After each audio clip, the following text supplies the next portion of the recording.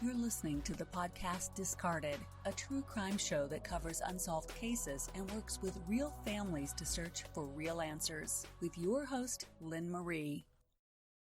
Welcome to episode 4, the final episode of the Jennifer Poole Story. I want to make mention of a few things. In addition to the show covering unsolved cases, over the next several months we will be launching a series of episodes related to topics typically tied to these types of cases, including addiction, domestic violence, child safety, and human trafficking. We will post the release dates as they become available. The show is also working to help support the Suffolk County Anti-Trafficking Initiative. The Empowerment Collaborative of Long Island has collaborated with the Suffolk County Police Department to create the Suffolk County Anti-Trafficking Initiative, a group of law enforcement, NGOs, professionals, and community stakeholders. Its mission is to identify victims of human trafficking on Long Island, provide victims with holistic support services, educate the community on issues of human trafficking, and support the prosecution of traffickers. Please follow their page, SCATI, on Facebook and Instagram. You can also go to empowerli.org for more information. Additionally, nonprofit organization Private Investigation for the Missing has featured our show and an interview with your host in their podcast Spotlight blog. Private Investigation for the Missing is a nonprofit organization providing investigative services for loved ones of missing people. This was founded by Bruce Maitland, whose daughter went missing in 2004 and has never been found. I was excited to see the publication and have posted the link on our Facebook page, investigationforthemissing.org, to check out the blog, but also take a look at the full website, including their mission, and feel free to make a donation to this great cause. In this episode, we're going to hear some audio clips from Jenny's loved ones, talk with special guests from the show Missing on Long Island, but first, we're going to begin with our Q&A segment. I was receiving several questions from listeners, so we decided to post an open Q&A on our page. We received an overwhelming response and have chosen select questions to feature that we thought were appropriate for this segment, and we'll be tagging those who submitted the questions when we post the episode. So I am going to go through the questions that I received from some listeners. Some questions are regarding the podcast specifically, and some questions are regarding the case. So I'm going to start off with the questions regarding the podcast. One listener asked, in the first intro, I noticed that it was released in May, but the podcast wasn't launched in December. Why is that? Well, there are a few parts to that answer. One, when we released in May, we weren't fully ready to launch anyway, but we released the first intro on Jenny's birthday just because we wanted to kick off in her honor. We did intend to release in June, but Christine actually wasn't ready to move forward with the podcast at that point. As you can imagine, it's not an easy thing to do to relive this over and over again. Once she was ready, she called me and she said, let's do this. And I said, okay, let's do this, which will explain the next question. What happened with the audio in episode 1?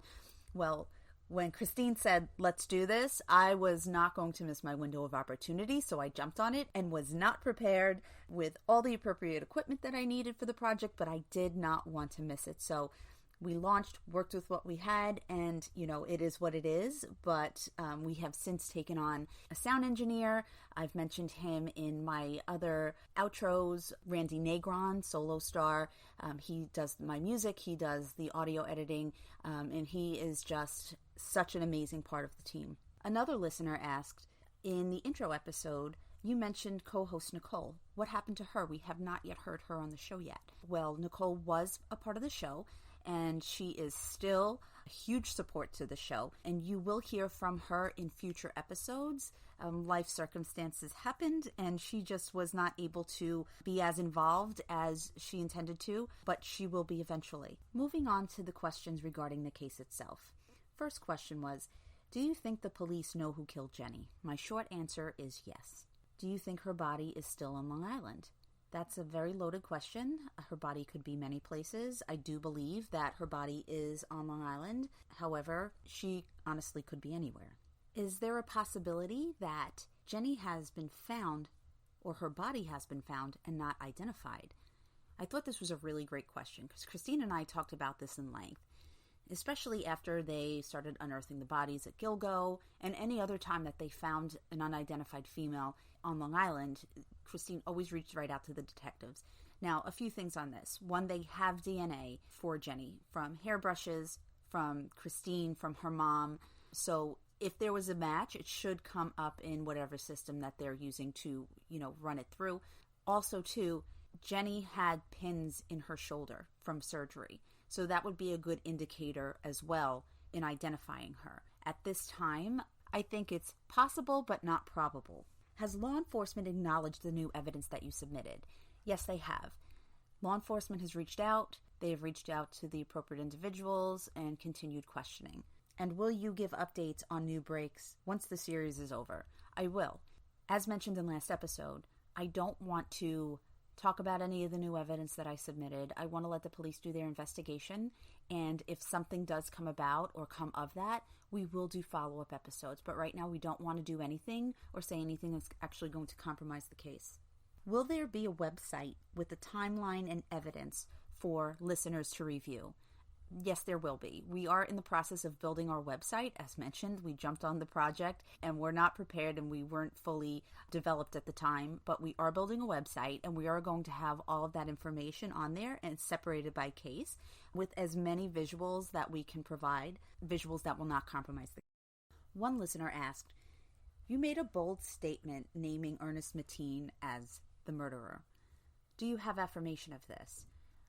I do not have definite proof at this time that he was the murderer. I do believe and I do feel comfortable enough naming him as the number one suspect, given the circumstances, that he was with Jenny around the time of her death. There were witnesses indicating that he said he was going to kill her. He has a long criminal history, and he was killed in the process of a domestic dispute while he was trying to kill his wife. All of those facts put together make me feel comfortable making that statement that I do feel that there is a strong possibility that Ernest Mateen is the individual that killed Jenny. Next listener asked, did the police give the family indication that she was dead? The police never said flat out that Jenny is dead. They told the family that the case has been handed over to homicide, and that's where they left it. So, dredging the canals, looking for her, the blood in the apartment, the case is being handled by homicide detectives is the indication right there itself. If the police named Ernest as the number one suspect, why wasn't he arrested? My assumption is there wasn't enough to hold him on, especially when there's no body. What are the charges going to be? And what solid proof did they have at that time? Again, we don't have access to the investigation file, so we don't know what statements specifically were given to the police at that time. If they are anything close to the statements that were given to me, then an arrest probably should have been made at that time. But again, I am unaware of what exactly the police have. Which segues into the next question. Have you ever spoken to the detectives that were handling the case? So the answer is no to that. As mentioned, the detectives that were initially working on the case were missing persons detectives. Then it was handed over to homicide. I did reach out to both of those detectives, and I was unsuccessful in contacting them. When I did submit the evidence to Suffolk County PD, they have all of the evidence. I did not discuss the actual case with them other than providing them with the information. However, as mentioned, they did reach out to the appropriate individuals involved. Next question. Why don't you think it was probable that a conviction wouldn't be made in this case? Well, this is a 10-year-old cold case, and there's still no body. The likelihood of a conviction being made in a cold case where there's no body feels like a far stretch at this point. This listener asked, do you think that the police did everything that they could at the time to solve this case? Now, I wasn't involved in the investigation. I don't know the detectives, so I can't say for sure. I can't say that they didn't. However, I can say, though, as a society at that time, we didn't necessarily prioritize drug addicts and sex workers and even categorize them necessarily as victims. I think the discovery of the Gilgo Beach murders was the pivotal moment when our society started to shift their thinking, and the families of these victims really started to advocate for them and really made it a point to humanize them and let the world know that these are our daughters, these are our sisters, these are our family, these are women, regardless of what they do. They're not doing anything to hurt anybody else. They are still a victim, and they do not deserve to be murdered. And I don't think Jenny's case was given the attention that it probably should have been given. So again, I'm in no way saying that the police did not do their job. I'm just saying that it probably would have been given a different level of attention should it have happened today. Next question. Do you think that Jenny could still be tied to the Long Island serial killer, or that the other person involved could be the Long Island serial killer? What I will say about this is that it would not shock me in the least bit if this other person involved was tied to the Gilgo Beach murders. There are commonalities amongst what we know about the murders. This individual was known to frequent prostitutes and was known to frequent the area as well. So do I have any proof linking that individual directly or anything outside of that? No, I don't. But personality type, behaviors, absolutely. So I'm not going to rule that out. Possible, yes. Probable, not sure. Next listener asked, in episode 1, when Neil was recounting the moments that he last saw Jenny, he indicated that Ernest Mateen was in the car and also someone by the name of Nacho. Who is this individual, and is he the second person that you were referring to that could be involved? So he is not the second person that I am referring to. Could he have been involved? I'm not sure. From my understanding, Nacho was friends with Ernest Mateen. He was involved with drugs. He was also extorting money from that older gentleman who was taking care of Jenny. I was not able to contact him. All we knew was his name by Nacho. So I didn't go around knocking on doors, and not quite easy to skip trace people by street name. So unsuccessful there. But he was one of the individuals that was given to me as a tip when I had mentioned last episode that people were calling me and giving me names. Somebody said, well, you should probably reach out to Nacho. Phone number, address, name, anything, came up with nothing. So I was unsuccessful there. Next question. Why was the laptop given to the police weeks later, and who returned it? So I have to say I'm actually not comfortable answering this question. We do have facts surrounding this, but this is information that has been given to the police. Next listener asks, were the police aware of the second individual that you were referring to could possibly be involved? I do believe that they are aware of this individual. I don't believe that they are aware of the specific details surrounding the evening that Jenny was last seen and some actions thereafter. And sorry to be so cryptic, but again, we can't disclose certain information. So one more question regarding the case. A listener asked, why do you think people are so scared to talk? And I can only presume that people are scared to talk, one, because it would directly incriminate them, or two, from the impression that I've gathered from people that I have spoken to, and a couple of callers who wish not to be identified, that if they're coming forward with information, they're in fear of their life because this other person will come after them. So I can understand why certain people wouldn't want to come forward, but you can come forward anonymously.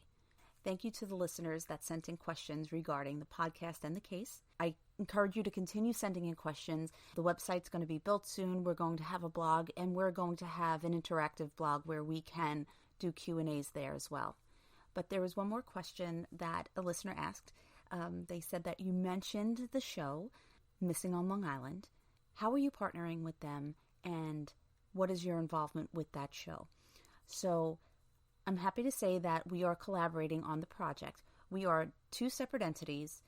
I'm doing my podcast. They are doing their show. However, we are working to share information with each other. I am independently responsible for the information that I broadcast, as are they. However, we do have a good partnership in terms of supporting each other and providing information for each other, even outside of the specific case. So that said, I'd like to welcome to our show today the team from Missing on Long Island. Can you introduce yourself, guys? Sure. My name is Tiana. I am the creator and producer of Missing on Long Island. My name is Sabrina. I am the assistant director and the scriptwriter of Missing on Long Island. My name is Anthony. I am the video editor and camera operator on Missing on Long Island.